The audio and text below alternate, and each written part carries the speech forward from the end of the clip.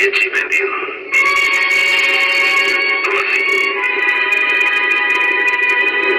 തുളസിയുടെ വിവാഹം കഴിഞ്ഞിട്ടില്ല. അപ്പോ കുഞ്ഞോ? വിവാഹം കഴിക്കാതെയും കുഞ്ഞുങ്ങളുണ്ടാകാം.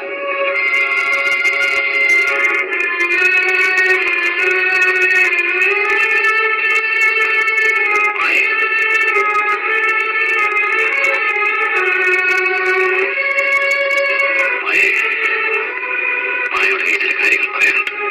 പേഷ്യൻസിന്റെ ആവശ്യമുള്ളപ്പോ വിളിക്കാൻ വേണ്ടിയാണ് മുറിയിൽ ബെല്ല് വെച്ചിരിക്കുന്നത്. ഇങ്ങോട്ട് വന്ന ബുദ്ധിമുട്ടുണ്ടായിരുന്നു. ഞാനൊരു പേഷ്യന്റ് ആണെങ്കിലും ഇപ്പൊ ഇങ്ങോട്ട് വന്നത് മായയോട് ചില പേഴ്സണൽ കാര്യങ്ങൾ പറയാനാണ്. പേഷ്യന്റിന്റെ പേഴ്സണൽ കാര്യങ്ങൾ കേൾക്കാൻ വേണ്ടിയല്ല എന്നെ ഇവിടെ ജോലിക്ക് നിയമിച്ചിരിക്കുന്നത്. മായക്ക് എന്നോടുള്ള ദേഷ്യം എന്താണെന്ന് എനിക്കറിയാം. എനിക്ക് പറയാനുള്ളത് കേട്ട് മായക്ക് എങ്ങനെ വേണമെങ്കിലും എന്നോട് പെരുമാറാം. എന്ത് വേണമെങ്കിലും പറയാം. എനിക്ക് കേൾക്കണമെന്നില്ല. കേൾക്കണം. നിങ്ങളോട് അധികം സംസാരിക്കരുതെന്നല്ലേ ഡോക്ടർ പറഞ്ഞിരിക്കുന്നത്? ഞാനിങ്ങനെ ആയിത്തീരുന്നതിനെ കുറിച്ചാണ് എനിക്ക് പറയാനുള്ളത്. ഒരിക്കൽ എനിക്ക് പറയാനുള്ളത് മായയുടെ ചേച്ചി തുളസി കേട്ടില്ല. അതുകൊണ്ടാണ് ഇങ്ങനെയൊക്കെ സംഭവിച്ചത്. പ്ലീസ്, ഞാൻ പറയുന്നത് മായെങ്കിലും കേൾക്കും.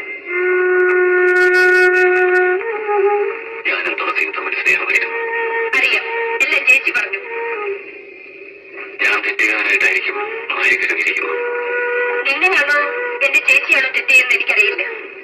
ഒന്നെനിക്കറിയാം, അവിവാഹിതയായ എന്റെ ചേച്ചി നിങ്ങളുടെ കുഞ്ഞിനെ പ്രസവിച്ചു. ആ അപമാനഭാരം താങ്ങാനാവാതെ ഞങ്ങളുടെ അമ്മ മരിച്ചു. പല സ്ത്രീകളുമായി ബന്ധമുള്ള നിങ്ങൾക്ക് ഇത് നിസ്സാരമായിരിക്കാം. പക്ഷെ നിങ്ങളെ മാത്രം സ്നേഹിച്ചിരുന്ന എന്റെ ചേച്ചിയുടെ ജീവിതമാണ് തകർന്നത്. ഞങ്ങളുടെ കുടുംബത്തിന്റെ അഭിമാനമാണ് നശിച്ചത്. ഒരുപാട് തെറ്റുകൾ ചെയ്തിട്ടുള്ളവരാണ് ഞാൻ. പക്ഷേ തുളസിയെ പരിചയപ്പെട്ടതിന് ശേഷം മറ്റൊരു പെൺകുട്ടിയെ കുറിച്ച് ഞാൻ ചിന്തിച്ചിട്ട് പോലുമില്ല.